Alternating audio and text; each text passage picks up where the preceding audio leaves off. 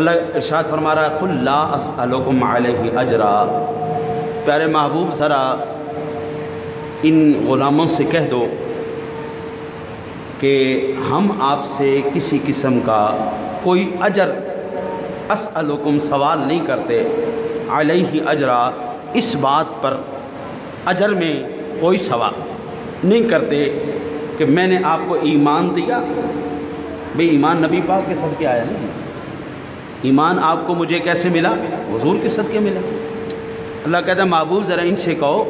میں آپ سے کوئی سوال نہیں کرتا اجر کا، بھئی میں نے آپ کو ایمان دیا، جہنم سے کھینچ کے جنت کی طرف لایا، اندھیروں سے نکال کے روشنی کی طرف لایا، میں آپ سے کسی قسم کا کوئی سوال نہیں کرتا، اور میں صدقے جاؤں جو ساری کائنات کے دامن بھرنے کے لیے آئے وہ کیوں کسی سے سوال کرے؟ جو ساری کائنات کے دامن بھرنے کے لیے آئے۔ قاضی ایاز رحمۃ اللہ تعالیٰ علیہ نے شفا شریف کے اندر یہ بات لکھی ہے، آج بھی پوری دنیا کے اندر جس بندے کو جو بھی مل رہا ہے وہ سب سے پہلے روضہ رسول پہ نازل ہوتا ہے، سب کچھ، ساری برکتیں، ساری رحمتیں، سارا رزق، پھر وہاں سے ہر ایک بندے کو اس کی قسمت کے مطابق تقسیم کیا جا رہا ہے۔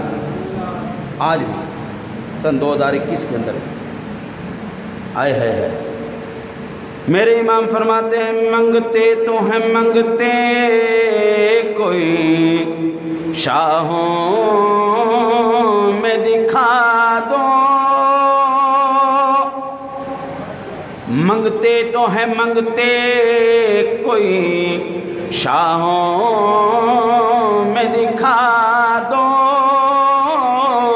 جس کو میری سرکار سے ٹکڑا نہ ملا ہو۔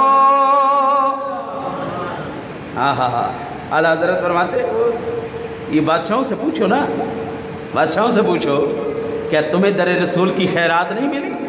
دنیا حاتم طائی کی سخاوت کا ذکر کرتی ہے لیکن کبھی در رسول سے بڑھتی ہوئی خیرات کا ذکر نہیں کیا اس نے۔ فرماتے ہیں منگتے خالی ہاتھ نہ لوٹے، منگتے خالی ہاتھ نہ لوٹے، کتنی ملی خیرات نہ پوچھو، ان کا کرم پھر ان کا کرم ہے، ان کے کرم کی بات نہ پوچھو۔ میرے نبی کا